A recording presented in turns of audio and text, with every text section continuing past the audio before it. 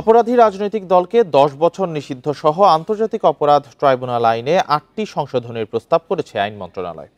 এছাড়া গুম করে রাখাকে মানবতা বিরোধী অপরাধের মধ্যে অন্তর্ভুক্তির প্রস্তাব দেওয়া হয়েছে। সোমবার রাজধানীর বিচার প্রশাসন ও প্রশিক্ষণ ইনস্টিটিউটে এ বিষয়ে এক মত বিনিময় সভায় বিচারের স্বচ্ছতা আনতে সরাসরি সম্প্রচারে গুরুত্ব দেন বিশেষজ্ঞরা।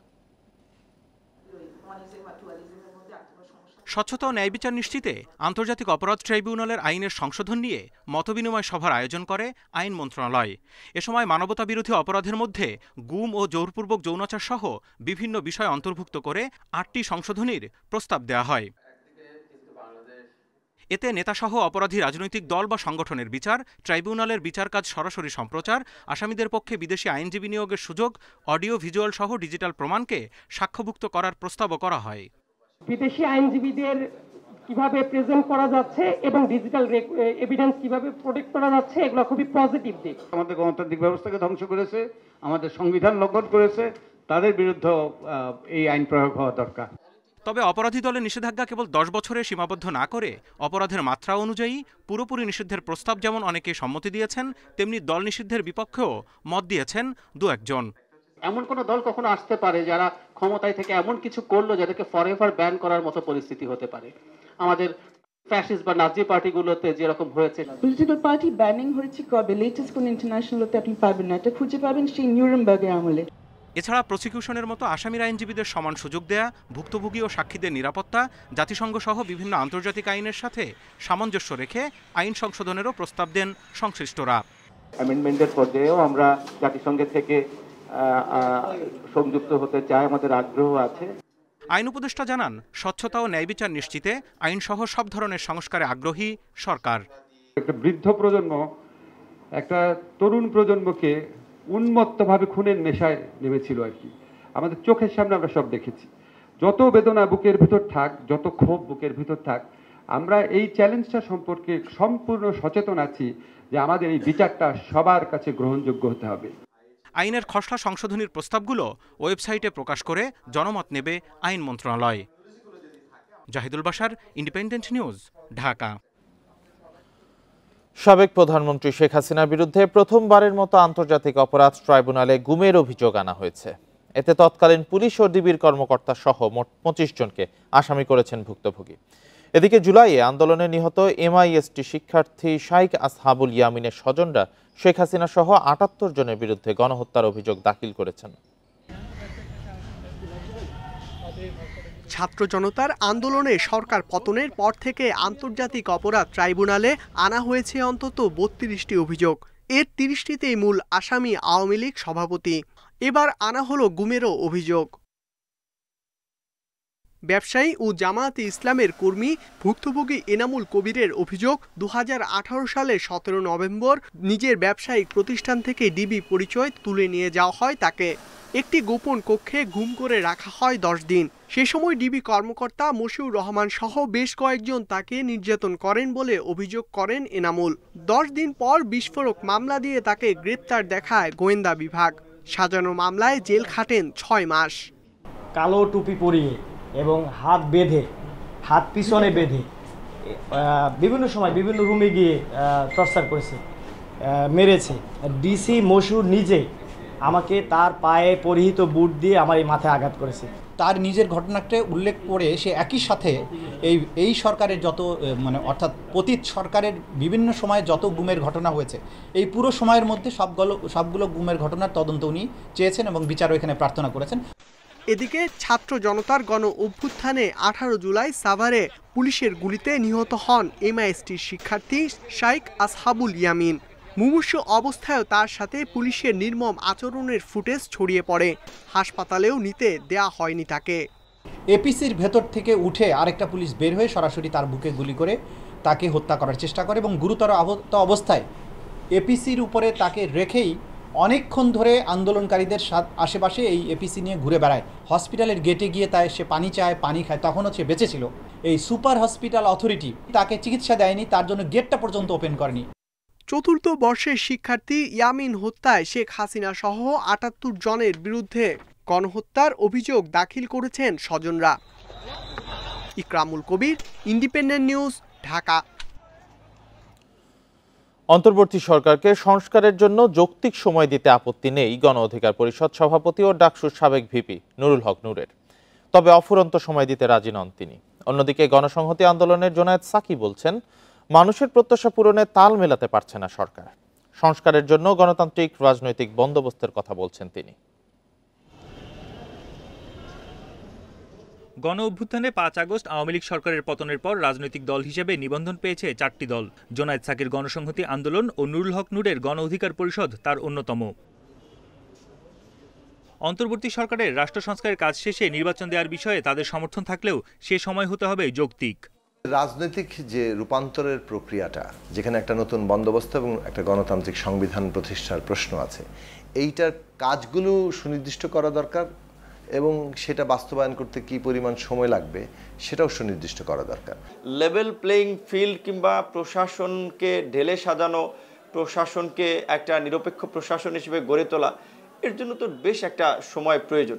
যৌক্তিক সংস্কারের লক্ষ্যে যে সময়টুকু প্রয়োজন সেই সময়টুকু গণ অধিকার পরিষদ দিতে চায়। এই সরকারের কাছে ধর্মভিত্তিক দলগুলো বেশি প্রাধান্য পাচ্ছে বলে মনে করছেন ২০১৮ সালের কোটা আন্দোলনে আলোচনায় আসা নূর। কোনো বিশেষ দলকে প্রাধান্যের বিরোধিতায় সাকি। তারা মেইনস্ট্রিম পার্টিগুলো অনেককে বাইপাস করে তারা নিজেদের মতো একটা কর্ম পরিকল্পনা বা সিদ্ধান্ত নিচ্ছে, যেটা রাজনৈতিক দলগুলো ওয়াকিবহাল না। অন্তর্বর্তী সরকার মানুষ প্রত্যাশা করে যে তারা কোনো বিশেষ দলের প্রতি পক্ষপাত দেখাবেন না। এরই মধ্যে ছাত্র রাজনীতি নিষিদ্ধ করা হয়েছে ঢাকা বিশ্ববিদ্যালয়ে। দাবি উঠেছে অন্যান্য শিক্ষাঙ্গনে বন্ধের। তবে এই দুই তরুণ নেতা বলছেন, নিষিদ্ধ নয়, প্রয়োজন সংস্কার। শিক্ষাঙ্গনে ছাত্র রাজনীতির নামে সরকারি দলের যে পেটোয়া বাহিনী দখলদারিত্ব করেছিল, এটা যাতে কোনো অবস্থাতেই ফিরে না আসতে পারে, তার জন্য কী ধরনের প্রশাসনিক এবং প্রাতিষ্ঠানিক সংস্কার দরকার, পরিবেশগত সংস্কার দরকার, কি নতুন ধরনের নিয়ম কানুন দরকার, সেইগুলো প্রশ্নে একটা সত্যিকার কার্যকর উদ্যোগ নেওয়া। কোনো বিশ্ববিদ্যালয়ে আমি মনে করি ছাত্র রাজনীতি বন্ধ করা উচিত না, বরঞ্চ ছাত্র সংসদ নির্বাচনের মধ্যে দিয়ে ছাত্রদেরকে একটা ইতিবাচক কর্মকাণ্ড, একটা সৃজনশীল কর্মকাণ্ডের দিকে ধাবিত করা উচিত। নির্বাচনের মাধ্যমে সরকারে এলে প্রতিবেশী ভারতের সঙ্গে দেশের স্বার্থ ও ন্যায্যতার ভিত্তিতে মর্যাদাপূর্ণ সুসম্পর্ক রাখার প্রত্যয় এই নতুন নিবন্ধিত দল দুটির। বন ইবনে কামাল, ইন্ডিপেন্ডেন্ট নিউজ, ঢাকা। অন্তর্বর্তী সরকারের এমন কোনো কাজ করা উচিত হবে না যাতে স্বৈরাচারের দোসররা আবার ষড়যন্ত্রের সুযোগ পায়, এমন মন্তব্য করেছেন বিএনপি ভারপ্রাপ্ত চেয়ারম্যান তারেক রহমান।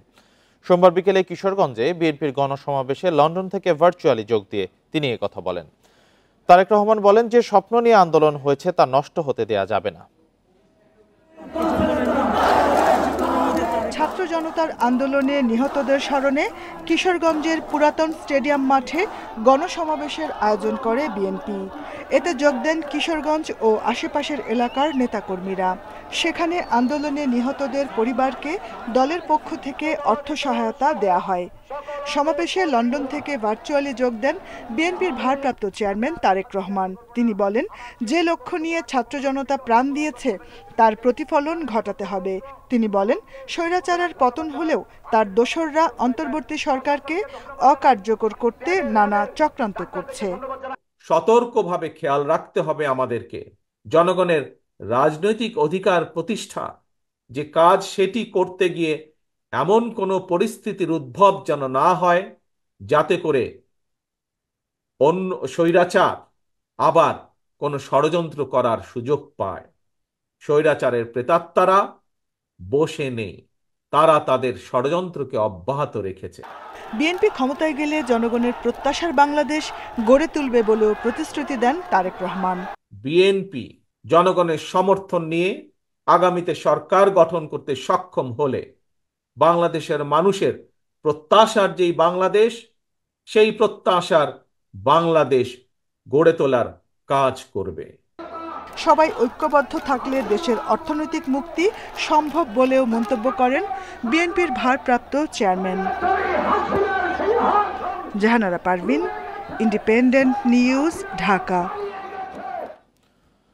গণঅভ্যুত্থান নস্যাৎ করতে প্রতি মুহূর্তে ভারত ষড়যন্ত্র করছে বলে মন্তব্য করেছেন লেখক ও গবেষক ফরহাদ মজহার। এ পরিস্থিতিতে সবাইকে সতর্ক থাকার আহ্বান জানিয়েছেন তিনি। সোমবার বিকেলে শিল্পকলা একাডেমিতে এক আলোচনা সভায় তিনি এসব কথা বলেন। ফরহাদ মজহার আরও বলেন, রাজনীতির পুরনো কাঠামো থেকে বের হয়ে আসতে হবে। রাষ্ট্র গঠনে নতুন করে চিন্তা করতে হবে। এ সময় তিনি মন্তব্য করেন, পার্বত্য অঞ্চলে অস্থিরতা সৃষ্টি করে একটি ফাঁদ তৈরি করা হয়েছে, এতে পা না দেওয়ার আহ্বান জানান তিনি। পাহাড়ে বল প্রয়োগ করে পরিস্থিতি নিয়ন্ত্রণ করা ঠিক হয়নি বলে মনে করেন ফরহাদ মাজহার। সভায় বর্তমান সংবিধানের বেশ কিছু সমস্যাও তুলে ধরেন তিনি। দিল্লি যেখানে এত অ্যাক্টিভ এবং প্রত্যেকটা মুহূর্তে গণঅভ্যুত্থানকে নস্যাৎ করে দেওয়ার প্রত্যেকটা মুহূর্তে চেষ্টা করছে, সেখানে আমাদেরকে অনেক অনেক বেশি সতর্ক হতে হবে। আমাদেরকে সত্যিকারের রেভলিউশনারি পলিটিক্সকে নতুন করে গঠন করতে হবে। সৈনিকদের সঙ্গে একই সঙ্গে আজকে জনগণের সঙ্গে যে বিরোধ লাগাবার জন্য আজকে এই যে ফাঁদ তৈরি হয়েছে চট্টগ্রামে, এই ফাঁদের মধ্যে আমরা যেন কেউ পা না দিই। বাংলাদেশি অনুপ্রবেশকারীদের উল্টো করে ঝুলিয়ে সোজা করা হবে। ভারতের স্বরাষ্ট্রমন্ত্রী অমিত শাহর এই বক্তব্যের কড়া প্রতিবাদ জানিয়েছে বাংলাদেশ। সোমবার বিকেলে ঢাকায় ভারতের ডেপুটি হাইকমিশনারের কাছে হস্তান্তর করা প্রতিবাদপত্রে একথা জানিয়েছে পররাষ্ট্র মন্ত্রণালয়। গত শুক্রবার এক নির্বাচনী সমাবেশে অমিত শাহ বলেন, ঝাড়খণ্ডে বিজেপি সরকার গঠন করতে পারলে প্রত্যেক বাংলাদেশি অনুপ্রবেশকারীকে খুঁজে উল্টো করে ঝুলিয়ে রাখা হবে। দেশটির পূর্বাঞ্চলীয় এই রাজ্যে বিজেপিকে সরকার গঠনে সহায়তা করার জন্য জনতার প্রতি আহ্বান জানান অমিত শাহ। এ সময় তিনি বাংলাদেশি অবৈধ অনুপ্রবেশকারীদের বিরুদ্ধে কঠোর পদক্ষেপ নেওয়ার হুমকি দেন। এর প্রতিবাদ জানিয়ে ঢাকায় ভারতীয় হাইকমিশনে চিঠি দিয়েছে বাংলাদেশের পররাষ্ট্র মন্ত্রণালয়।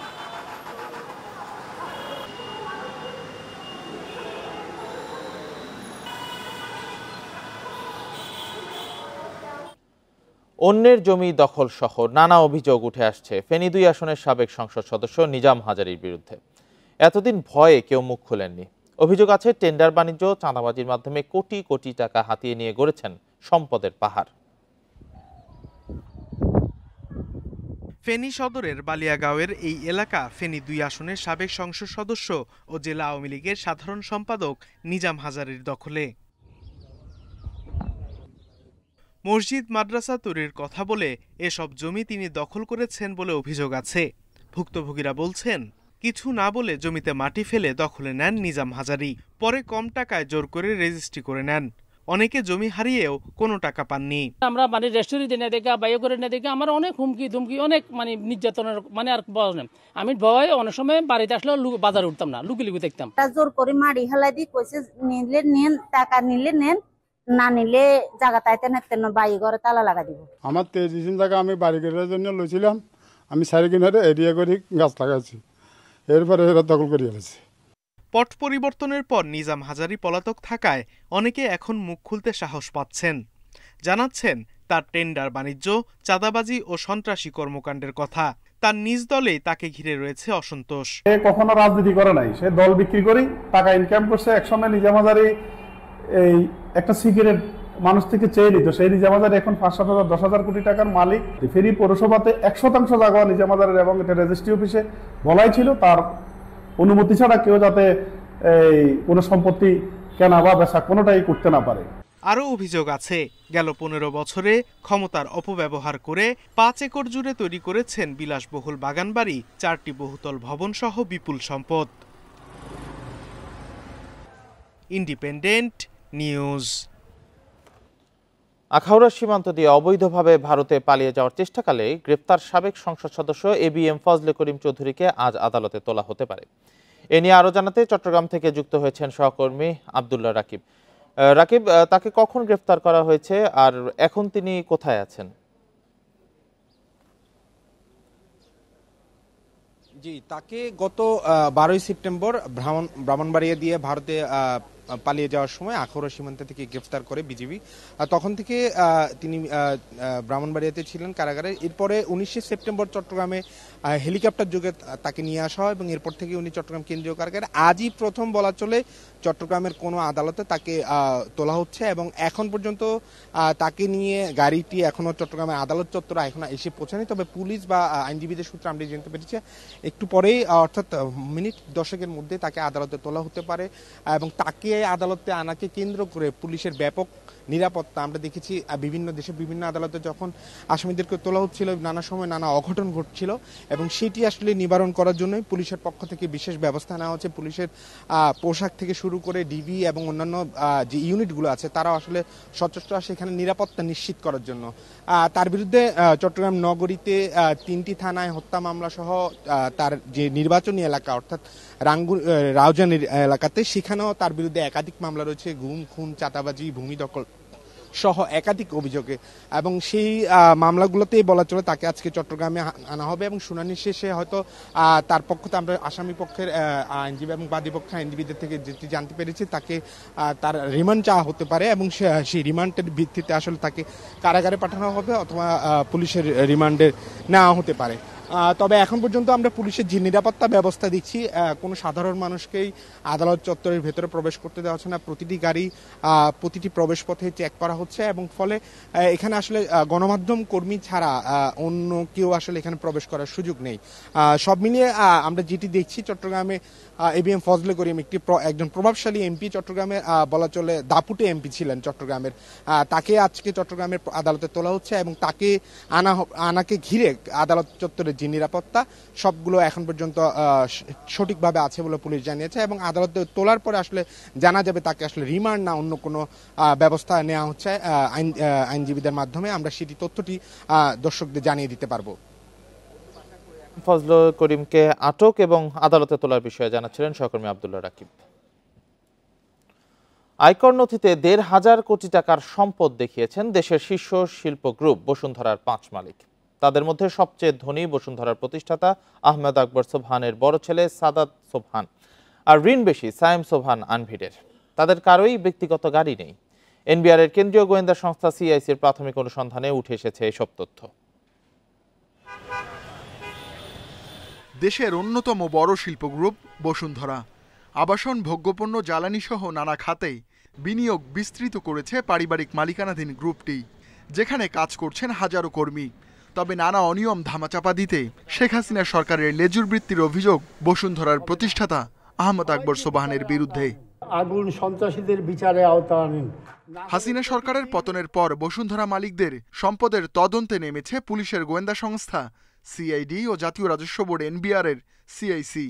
আহমেদ আকবর সোবহান ও তার 4 ছেলের আয়কর নথি পর্যালোচনা করেছেন গোয়েন্দারা। গোয়েন্দারা জানান, বাবা ও 4 ছেলের মধ্যে সবচেয়ে ধনী সাদাত সোবহান, সম্পদের পরিমাণ 7.25 কোটি টাকা। দ্বিতীয় অবস্থানে সাফওয়ান সোবহান, তৃতীয় বাবা আকবর সোবহান, সম্পদের চতুর্থ আনবির সোবহান ও পঞ্চম সাফিয়াত সোবহান। 5 জনের মধ্যে সবচেয়ে ঋণগ্রস্ত সায়েম সোবহান আনভির, ঋণ 382 কোটি টাকা। সাদাত সোবহানের ঋণ নেই, বাকি 3 জনের ঋণ প্রায় 150 কোটি টাকা। সংসার চালাতে বছরে তাদের ব্যয় 23 কোটি টাকা। খরচে এগিয়ে সাফিয়াত ও সাফওয়ান, দুজনের ব্যয় 15 কোটি টাকার বেশি।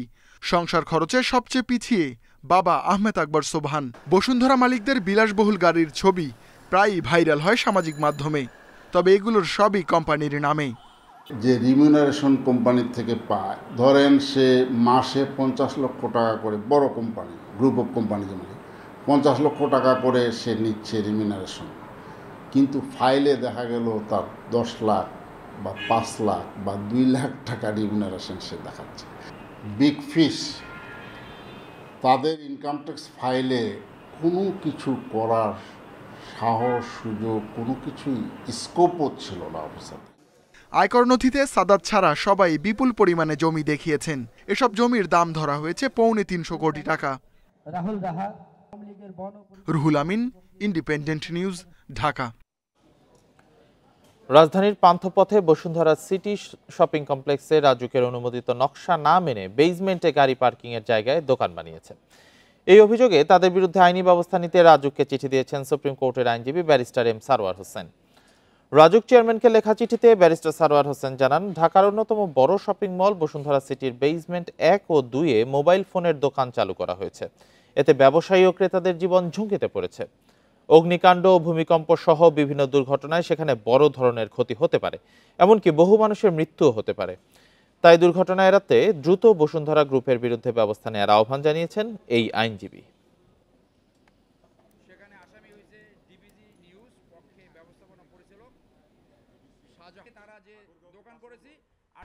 নকশা বহির্ভূতভাবে 200 পার্কিং প্লেসকে তারা দোকান বানিয়ে মোবাইল মার্কেট বানিয়েছে। দোকান মালিক সমিতি থেকে 20 জন আমার কাছে নালিশ করতে আসছিল। আমি তাদের পক্ষে এই যে নকশা বহির্ভূতভাবে পার্কিং প্লেস নষ্ট করে মার্কেট করেছে সেইটার বিরুদ্ধে রাজুক চেয়ারম্যান বরাবর আবেদন করেছি। 180 কোটি টাকা ব্যয়ে ফরিদপুর টেপাখোলা লেক উন্নয়ন প্রকল্প বাস্তবায়ন নিয়ে রয়েছে নানা সমালোচনা। এর মধ্যে স্থানীয়দের ক্ষোভের মুখে বন্ধ হয়েছে লেক পাড়ের গাছ কাটা। বিনোদন স্পটের নামে প্রকল্পে রাষ্ট্রের অর্থ অপচয় দেখছেন অনেকেই। বর্তমান প্রেক্ষাপটে প্রকল্পের জনগুরুত্বহীন অংশই বাদ যেতে পারে বলছে এলজিইডি। ফরিদপুর শহরের টেপাখোলা লেকের উন্নয়ন ও বিনোদন স্পট তৈরির উদ্যোগ নেয় স্থানীয় সরকার প্রকৌশল অধিদপ্তর। প্রকল্পের অধীনে লেকের চারপাশে ওয়াকওয়ে, 3 তারকা মানের ছোট বড় কটেজ, জিমনেশিয়াম, সুইমিং পুল, কৃত্রিম পাহাড়, রেস্টুরেন্ট সহ বিভিন্ন অবকাঠামো নির্মাণের কথা রয়েছে, যার খরচ ধরা হয়েছে 180 কোটি টাকা। বিগত সরকারের আমলে কোনো কথা না উঠলেও রাজনৈতিক পট পরিবর্তনের পর প্রকল্পের যৌক্তিকতা নিয়ে প্রশ্ন তুলছেন স্থানীয়রা। এখন জনকল্যাণমূলকই হবে না কি হবে এটা আমাদের কিছু বলে নাই বা আমরা জানি না। এখন পর্যন্ত কিছু গাছ কাটা, লেকের পানি নিষ্কাশন এবং বালু ফেলার কাজ হয়েছে। এছাড়া এপ্রিলে উদ্বোধনের পর থেকে শতাধিক দোকান অপসারণ করা হয়। গাছ কাটা ও দোকান অপসারণ নিয়ে ক্ষোভ আছে স্থানীয়দের মধ্যে। টাকা নিয়ে যাইতেছে, খাইতেছে, আসতেছে, 2 ট্রাক মাটি ফেলাইতেছে, আবার বন্ধ হয়ে যেতেছে। এরা বলতেছে যে আমরা সব দোকানদারকে টাকা পয়সা দিচ্ছি, কিন্তু কাউরে চায় না, পয়সা কেউ দেয় না। সরকার পরিবর্তনে এরই মধ্যে থমকে গেছে প্রকল্পটি। সম্প্রতি প্রকল্প এলাকা পরিদর্শন করেছেন স্থানীয় সরকার বিভাগের অতিরিক্ত সচিব সহ সংশ্লিষ্ট কর্মকর্তা। সাধারণ মানুষের যৌক্তিক প্রয়োজন বিবেচনায় রেখে প্রকল্পের অপ্রয়োজনীয় কিছু কাজ বাদ দেওয়া হতে পারে বলছে এলজিইডি কর্তৃপক্ষ। চারপাশে যে ওয়াকওয়ে এবং boundary wall, footpath, internal road, অর্থাৎ মানুষের যে বেসিক নিডের সাথে জড়িত যে আইটেমগুলো, সেই আইটেমগুলো এখন পর্যন্ত রাখার সিদ্ধান্ত হয়েছে। এখন পর্যন্ত মাটি ও বালু ভরাট, পানির নিষ্কাশন কাজ বাবদ 3 প্যাকেজে 65 লাখ টাকা নিয়েছে ঠিকাদার প্রতিষ্ঠান। Independent news.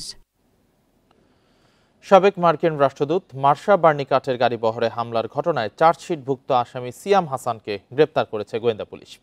সোমবার রাত 11:30টার দিকে মোহাম্মদপুর থেকে তাকে গ্রেপ্তার করা হয়। পুলিশ জানিয়েছে, গোপন সংবাদের ভিত্তিতে ডিবির একটি টিম সিয়াম হাসানকে তাজমহল রোডের একটি বাসা থেকে গ্রেপ্তার করে। 2018 সালের 4 আগস্ট রাতে সুজনের সম্পাদক বদিউল আলম মজুমদারের মোহাম্মদপুর এলাকার বাসায় নৈশভোজে অংশ নেন মার্শা বার্নিকাট। নৈশভোজ শেষে ফেরার পথে সশস্ত্র একদল মোটরসাইকেল আরোহী রাষ্ট্রদূতের গাড়িতে হামলা চালায়। এই ঘটনায় মোহাম্মদপুর থানায় বদিউল আলম মজুমদার বাদী হয়ে মামলা করেন।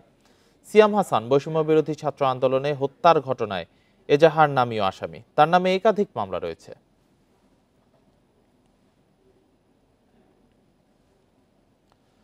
পয়লা ডিসেম্বর থেকে বাংলাদেশকে শতভাগ শুল্কমুক্ত বাজার সুবিধা দেবে চীন। সোমবার এক বিবৃতিতে তথ্য জানিয়েছে ঢাকাস্থ চীনা দূতাবাস। এতে জানানো হয়, ডিসেম্বর থেকে চীনের সাথে কূটনৈতিক সম্পর্ক থাকা স্বল্পোন্নত দেশগুলো শতভাগ শুল্কমুক্ত বাজার সুবিধা পাবে। বিবৃতিতে বলা হয়, 5 সেপ্টেম্বর চীন আফ্রিকার শীর্ষ সম্মেলনে স্বল্পোন্নত দেশগুলোকে শতভাগ শুল্কমুক্ত বাজার সুবিধার ঘোষণা দেন চীনের প্রেসিডেন্ট শি জিনপিং। তবে ট্যারিফ কোটা ব্যবস্থাপনা সাপেক্ষে এই সুবিধা শুধু কোটার পরিমাণের মধ্যে থাকা পণ্যের জন্য প্রযোজ্য হবে। কোটার বাইরে থাকা পণ্য মূল শুল্ক হারের অধীনে হবে। এর আগে 2022 সালে চামড়া ও চামড়াজাত পণ্য সহ 383টি বাংলাদেশি পণ্যে 98% শুল্কমুক্ত সুবিধা দেয় চীন। ঢাকার সবচেয়ে বড় বাণিজ্যিক অংশীদার বেইজিং। গত অর্থবছরে চীন থেকে $18.6 বিলিয়ন পণ্য আমদানি করে বাংলাদেশ, আর চীনে রপ্তানি হয় $676 মিলিয়ন পণ্য। এ নিয়ে আরো জানাতে রাঙামাটি থেকে যুক্ত হয়েছেন সহকর্মী হিমেল চাকমা। হিমেল, এখন তো আর অবরোধ নেই, সেক্ষেত্রে যোগাযোগ ব্যবস্থা কতটা স্বাভাবিক হলো? আর শান্তি চুক্তি নিয়ে বিশ্লেষকরা বিভিন্ন কথা বলছেন নতুন করে করার জন্য, এ বিষয়ে আসলে কি তথ্য আছে আপনার কাছে, কি জানতে পেরেছেন? রাঙামাটির পরিস্থিতি আসলে স্বাভাবিক হতে শুরু করেছে। আমরা গতকালকে সকাল থেকে দেখেছিলাম যে রাঙামাটিতে যে যে গণপরিবহন অটোরিকশা সেটা চলা শুরু হয়েছিল এবং সেটা বর্তমানে চলছে। আর আমরা দেখেছি গতকালকে উপজেলার যে সড়ক এবং নৌপথ যে যোগাযোগ সেটা সীমিত আকারে হলেও আজকে আমরা দেখতে পাচ্ছি যে চলাচল শুরু হয়েছে। এবং তবে একটা বিষয় যে যাতে এই সমস্ত যানবাহনগুলোতে এবং যানগুলোতে আমরা যাত্রীর সংখ্যা কম দেখেছি। আরেকটা বিষয় হচ্ছে আপনাকে জানিয়ে রাখি যে গত শুক্রবারের ঘটনার পরে মানুষের মধ্যে এখনো কিন্তু আস্থা বিশ্বাস এখনো কিন্তু স্থাপন হয়নি। মানুষের মধ্যে এখনো ভয় বা আতঙ্ক সেটা রয়েছে। তবে বর্তমানে 144 ধারা নেই। তবে গতকালকে আমরা দেখেছি যে আমি নিজে ছিলাম যে রাঙ্গামাটির জেলা প্রশাসক যে ক্ষতিগ্রস্ত মালিকদের সাথে তিনি বসেছেন এবং সেখানে পুলিশ সুপার উপস্থিত ছিলেন। সেখানে আমি একটা বিষয় দেখেছি যারা ক্ষতিগ্রস্ত তারা বলেছেন যে পাহাড়ে বারবার এই ধরনের সাম্প্রদায়িক সংঘাত যে হচ্ছে তার কারণ তাহলে মূলত বিচারহীনতার সংস্কৃতি। তারা বলছেন যে বিগত সময়ে যারা এই হত্যাকাণ্ডের বা অগ্নিসংযোগের সাথে ভাঙচুরের সাথে লুটপাটের সাথে যারা জড়িত তাদের কিন্তু কাউকে কিন্তু আইনের আওতায় আনা হয় না। এবং বলা হয়েছিল যে যারা এই সংঘাতে জড়ায় মূলত তারা বহিরাগত মানুষদেরকে এনে এখানে সাম্প্রদায়িক হামলার জন্য তাদেরকে ব্যবহার করা হয়। যখন এই সমস্ত মানুষগুলো হামলা চালিয়ে তারা অন্য জায়গায় পালিয়ে যায়, তারা পাহাড়ের পরিস্থিতি অস্থিতিশীল করে চলে যায়। কিন্তু দুঃখের বিষয় যে এই মানুষগুলোকে আইনের আওতাতে আনায় বিগত কোনো সময়ে দেখা যায়নি, যার কারণে পুনরাবৃত্তি হচ্ছে। তারা এই সমস্ত ঘটনার হত্যাকাণ্ড অগ্নিসংযোগ ভাঙচুর লুটপাটের জন্য যারা দায়ী ছিলেন তাদেরকে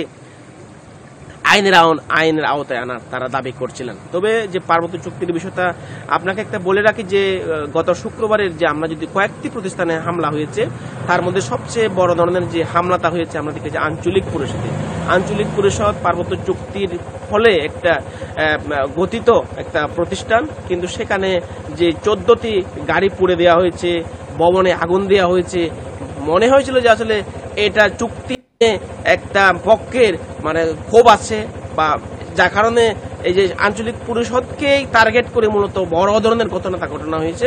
পাশাপাশি আমরা দেখেছি অনেক যে অর্ধশতাধিক ব্যবসা প্রতিষ্ঠানে ঘর বাড়িতে অগ্নিসংযোগ করা হয়েছে। তবে প্রশাসনের পক্ষ থেকে বলা হচ্ছে এগুলো তালিকা করা হচ্ছে এবং ক্ষতিপূরণে তারা যতটুকু পারেন ক্ষতিপূরণ দেওয়ার চেষ্টা করবেন। তো গত শুক্রবারের ঘটনায় 2টি মামলা হয়েছে, এখনো কিন্তু কাউকে কোনো আটক করা হয়নি। এই হচ্ছে আমার কাছে রাঙ্গামাটির যে সহিংসতার পরিবেশ। রাঙ্গামাটি থেকে জানাচ্ছিলেন সহকর্মী হিমেল চাকমা। চট্টগ্রাম সিটি কর্পোরেশনের অধীনে থাকা কর্ণফুলী নদীর 19টি নৌঘাট দখল নিতে রাজনৈতিক প্রভাব খাটানোর অভিযোগ উঠেছে। অভিযোগের তীর বিএনপি নেতাদের দিকে। তবে অভিযোগ পেলে কঠোর ব্যবস্থা নেওয়ার আশ্বাস দিচ্ছেন দলটির নেতারা। চট্টগ্রাম শহর থেকে কর্ণফুলী পার হয়ে চলাচল করেন হাজারো যাত্রী। সিটি কর্পোরেশনের আওতাধীন 19টি ঘাট হয়ে চলে সাম্পান ও ইঞ্জিন চালিত নৌযান। এর মধ্যে গত বছর 12টি ঘাট ইজারা দেয় সিটি কর্পোরেশন। 5 আগস্টের আগে এসব ঘাটের নিয়ন্ত্রণ ছিল আওয়ামী লীগ ও এর সহযোগী সংগঠনের নেতাদের হাতে। আওয়ামী সরকারের পতনের পর বদলে যেতে থাকে ঘাটগুলো নিয়ন্ত্রণকারীদের পরিচয়। প্রভাব খাটিয়ে 4টি ঘাট দখলের অভিযোগ উঠেছে স্থানীয় বিএনপি নেতাদের বিরুদ্ধে। এখন বাকি ঘাটগুলো দখল নেয়ার চেষ্টায় তারা। এতে উদ্বেগ জানিয়েছেন নৌযান চালকেরা। যদি চাঁদাবাজি করে তাহলে আমরা তো বাধ্যগতভাবে কি করতে হবে, ভাড়া বাড়াতে হবে। রাজনীতিবিদ, প্রভাবশালী শক্তিবিদ মানুষরা আমাদের এই ঘাটটি আমাদের পেটের মধ্যে আঘাত করে এরা ছিনিয়ে নিতে চাচ্ছে। বিএনপির কিছু লোকজন আইসা মানে আমাদেরকে উচিত করার জন্য একটা পরিকল্পনা করতেছে। প্রতিটি ঘাট থেকে দৈনিক 50,000 থেকে 1 লাখ টাকা পর্যন্ত টোল আদায় হয়, যা সিটি কর্পোরেশনের আয়ের বড় একটি অংশ। রাজনৈতিক প্রভাব ও দখলদারিত্বের কথা স্বীকার করলেও পরিস্থিতি নিয়ন্ত্রণে অনেকটাই অসহায় সংস্থাটি। আমাদের ঘাটগুলা এগুলা হবে ওই সরকারের সময়ে হয়তো এক পক্ষ নিয়ন্ত্রণ করত, হয়তো এগুলো এখন হয়তো অন্য পক্ষ নিয়ন্ত্রণ চাচ্ছে। এগুলো কিছু সমস্যার সৃষ্টি হয়েছে, এগুলো আমরা সমাধান করার চেষ্টা করছি। তবে এ ধরনের দখলদারিত্বের অভিযোগ পেলে কঠোর ব্যবস্থা নেওয়ার আশ্বাস বিএনপি নেতাদের। এই ধরনের কোনো কার্যকলাপে তারা যদি জড়িত থাকে অবশ্যই আমরা এটি ব্যবস্থা নিব এবং অলরেডি আমাদের অ্যাক্টিং চেয়ারম্যান সাহেবের কড়া নির্দেশ আছে এই ব্যাপারে এবং সিটি কর্পোরেশন যদি কোনো সহযোগিতা চায় এই ব্যাপারে আমরাও সহযোগিতা করব। দখলের প্রবণতা ঠেকাতে প্রশাসনকে কঠোর হওয়ার তাগিদ সুশীল সমাজের প্রতিনিধিদের। বড় দলগুলো আছে যারা সক্রিয় আছে তারা যেন তাদের দলের কর্মীরা তাকে নিয়ন্ত্রণ করে অন্ততপক্ষে বিশাল দলের সুনামটা ক্ষুণ্ণ হওয়া থেকে রক্ষা পাবে। চট্টগ্রাম সিটি কর্পোরেশনের রাজস্ব আয়ের 9টি খাতের মধ্যে অন্যতম নৌঘাটের ইজারা। Abdullah Rakib, independent news, Chattogram. বরিশাল নগরীতে 1.5 মাসের বেশি সময় ধরে ট্রাফিক পুলিশের অভিযান বন্ধ থাকায় সড়কে বিশৃঙ্খলা বেড়েছে, দাপিয়ে বেড়াচ্ছে অবৈধ যানবাহন। অভিযানের ধীর গতির কথা স্বীকার করে পুলিশ বলছে দ্রুতই অভিযানের ঘাটতি সমন্বয় করা হবে। আগস্টের প্রথম 3 দিন বরিশাল নগরীতে 23টি যানবাহন আটক করে ট্রাফিক পুলিশ, মামলা দেয় 9টি। এরপর থেকে সড়কে পুলিশের অভিযান বন্ধ, এতে বিশৃঙ্খলা বাড়ছে, সড়কে ঘটছে অপ্রীতিকর ঘটনা। শৃঙ্খলা না থাকায় নথুল্লাবাদের এই সড়কের মতো নগরীর বিভিন্ন সড়কে দাপিয়ে বেড়াচ্ছে ব্যাটারি চালিত অবৈধ অটোরিকশা সহ লাইসেন্সবিহীন যানবাহন। কোনো অ্যাকশন নিতে আসে না, পুলিশের কোনো অ্যাকশন নিতে আসে না, তারা নিরাপত্তা পালন করতেছে। এখন এই সুযোগে অবৈধ রিস্কের কোনো অভাব নাই। অবৈধ যানবাহন রাস্তাঘাটে বেশি হয়ে গেছে, যানজট শৃঙ্খলা বেশি, যেই কাজ পুলিশে কোনো কাজই করতেছে না। সড়কে শৃঙ্খলা ফেরাতে পুলিশকে দ্রুত অভিযানের নামার আহ্বান জানিয়েছে বিআরটিএ। থাকলে যেমন ওরা তো রেগুলার মনিটরিং করে রাস্তা সকাল থেকে রাত্র পর্যন্ত, কাজেই অবৈধ যান ঢুকলেও খুব কম, রেয়ার ঢোকে, থাকতে পারে না, ভয়তে থাকে, কাগজপত্র ছাড়া কেউ গাড়ি চালাইতে পারে না, তখন রাস্তায় শৃঙ্খলা ফিরে আসে। পট পরিবর্তনের কারণে অভিযান স্থগিত রয়েছে জানিয়ে ট্রাফিক বিভাগ বলছে দ্রুতই সমন্বিত অভিযানের মাধ্যমে সড়কে শৃঙ্খলা ফেরানো হবে। এখনো মানুষের ভিতরে আইনকে মেনে চলার প্রবণতা একটু কমে গিয়েছে, এই কারণে দেখা গেছে আমরা যদি আগের মতো সেই প্রয়োগটা করতে চাই তো একটু অসুবিধা হচ্ছে। তো এই জন্য আমাদের নানাবিধ কৌশল অবলম্বন করতে হবে। পরিসংখ্যানগত দিক থেকে আমাদের যে অপারেশনাল যে কার্যক্রম, আইনি যে ব্যবস্থা, ওটা আগের তুলনায় আমরা পরিসংখ্যান দিক থেকে একটু কম আছে। তো আমরা আশা করি আস্তে আস্তে এই অবস্থার উন্নতি হচ্ছে। বর্তমানে প্রসিকিউশনের কাজগুলোর দিকে ট্রাফিক বিভাগ নজর দিচ্ছে বলে জানিয়েছে police. Independent news. Khulna traffic পরিস্থিতি নিয়ে জানাতে যুক্ত হয়েছেন সহকর্মী অভিজিৎ পাল। অভিজিৎ পাল, খুলনা ট্রাফিক ব্যবস্থাপনা কেমন চলছে? খুলনাতেও আসলে বরিশালের মতনই অবস্থা, কারণ আমরা খুলনার রাস্তাতে যে ট্রাফিকের পুলিশের অবস্থান দেখি, কিন্তু আসলে তাদের কর্মতৎপরতা খুব একটা বেশি দেখা যায় না, এবং যার ফলে যেটি হয়েছে যে খুলনা মহানগরীর যে রাস্তাগুলোতে আপনি যেমন নিজি বাইকের আধিক্য যেমন বেড়েছে, তার পাশাপাশি ইঞ্জিন চালিত রিক্সা, ভ্যান, এবং শহরে যে সময়টাতে আসলে ভারী পরিবহন যেমন বাস এবং ট্রাক চলাচলের কথা না, সেই সময়টাতে আমরা দেখছি যে ভারী পরিবহনগুলো চলাচল করছে, এবং এর ফলে যে সমস্যাটি তৈরি হয়েছে যে নগরীর যে কিছু গুরুত্বপূর্ণ মোড়গুলো রয়েছে, যেমন রাস্তার মোড়, রয়্যাল মোড়, ফুল মার্কেটের মোড়, এবং এই কিছু কিছু মোড়গুলোতে প্রতিদিনই একেবারে যখনই যে যানবাহনের পরিমাণ বাড়ে তখনই আমরা দেখতে পাচ্ছি যে যানজট তৈরি হচ্ছে।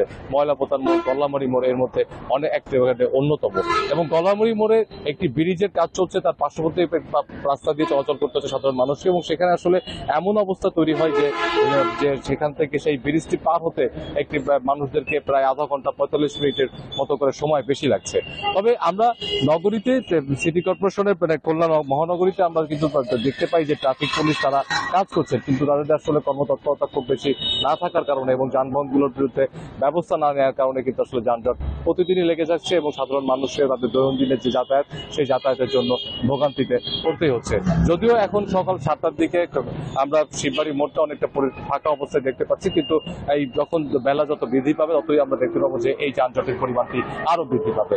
খুলনা মহানগরীতে প্রায় 8,000-এর মতন আপনার ইজি বাইকের অনুমোদন দেওয়া আছে, কিন্তু এখন দেখা যাচ্ছে যে অনুমোদনহীন যে ইজি বাইকগুলো রয়েছে সেই ইজি বাইকগুলো কিন্তু চলাচল করছে, এবং শহরের বাইরে থেকে ইজি বাইক প্রবেশ করছে, ফলে প্রতিদিনই কিন্তু দেখা যায় যে এই শহরের রাস্তাতে ইজি বাইকের একটি চাপ বেড়েই যায়। এর পাশাপাশি কিন্তু খুলনা সিটি কর্পোরেশনের পক্ষ থেকে খুলনা মহানগরীর যে এলাকা, সেই এলাকাগুলোতে আপনার ইঞ্জিন চালিত রিক্সা চলাচলে নিষেধাজ্ঞা ছিল, কিন্তু এখন গত 5 তারিখে যে ছাত্র জনতার গণ অভ্যুত্থানের পরে আমরা দেখতে পাচ্ছি যে ইঞ্জিন চালিত রিক্সার আধিক্য কিন্তু অনেক পরিমাণে বেড়ে গেছে এবং এই ধরনের যে নিষিদ্ধ যে যানবাহন, এই যানবাহনগুলো শহরের রাস্তাতে বেশি থাকার কারণেই কিন্তু মূলত আসলে দেখা যাচ্ছে যে যানজটের তৈরিটা বেশি হচ্ছে। আর এর পাশাপাশি ট্রাফিক বিভাগেরও অনেকটা নির্লিপ্ততা রয়েছে, তারা চুপচাপ থাকার কারণে এবং আইনগত ব্যবস্থা না নেওয়ার কারণে এই অবস্থা হচ্ছে। এবং এই সকল বিষয়ে আমরা খুলনা মেট্রোপলিটন পুলিশ প্রশাসনের সাথে কথা বলেছি এবং তারা আপনি জানিয়েছেন যে খুব শীঘ্রই সমন্বিত অভিযানের মাধ্যমে আসলে শহরের রাস্তাঘাটের পরিস্থিতি নিয়ন্ত্রণে আনা হবে। খুলনার ট্রাফিক পরিস্থিতি নিয়ে জানাচ্ছিলেন সহকর্মী অভিজিৎ পাল। 3 থেকে 6 মাসের মধ্যে চালু হবে বেসরকারি টেলিভিশন চ্যানেল সিএসবি। হাইকোর্টের এক আদেশের পর এই তথ্য জানালেন সিএসবির ব্যবস্থাপনা পরিচালক ফাইয়াজ কাদের চৌধুরী। দেশের প্রথম সংবাদ ভিত্তিক টেলিভিশন চ্যানেলটির সম্প্রচার বন্ধের সিদ্ধান্ত স্থগিত করেছে হাইকোর্ট। এর ফলে এটি চালু হতে আর বাধা নেই। সোমবার বিচারপতি কামরুল হোসেন মোল্লা ও বিচারপতি কাজী জিনাত হকের হাইকোর্ট বেঞ্চ এই আদেশ দেন। আদালতে আবেদনের পক্ষে শুনানি করেন ব্যারিস্টার মাহবুব উদ্দিন খোকন। এর আগে সিএসবি সম্প্রচার বন্ধ করার সিদ্ধান্ত স্থগিত চেয়ে আদালতে আবেদন করেন বিএনপির প্রয়াত নেতা সালাউদ্দিন চৌধুরীর ছেলে ফাইয়াজ কাদের চৌধুরী। তিনি জানান 3 থেকে 6 মাসের মধ্যে কার্যক্রম শুরু করবে সিএসবি। চ্যানেলটির আগের কোনো কর্মীকে বরখাস্ত করা হয়নি জানিয়ে তিনি বলেন, তারা আসতে চাইলে আলোচনা করা হবে। 2007 সালে সিএসবির সম্প্রচার বন্ধ করেছিল তত্ত্বাবধায়ক সরকার। এদিকে আওয়ামী লীগ সরকারের আমলে বন্ধ হওয়া চ্যানেল 1, দিগন্ত টেলিভিশন এবং ইসলামিক টিভিও সম্প্রচারে আসার অপেক্ষায় আছে বলে জানা গেছে। আর এই ছিল এখনকার সংবাদে। ইন্ডিপেন্ডেন্ট টেলিভিশনের সব খবর আরো বিস্তারিত জানতে চোখ রাখুন ফেসবুক, ইউটিউব, এক্স। ধন্যবাদ।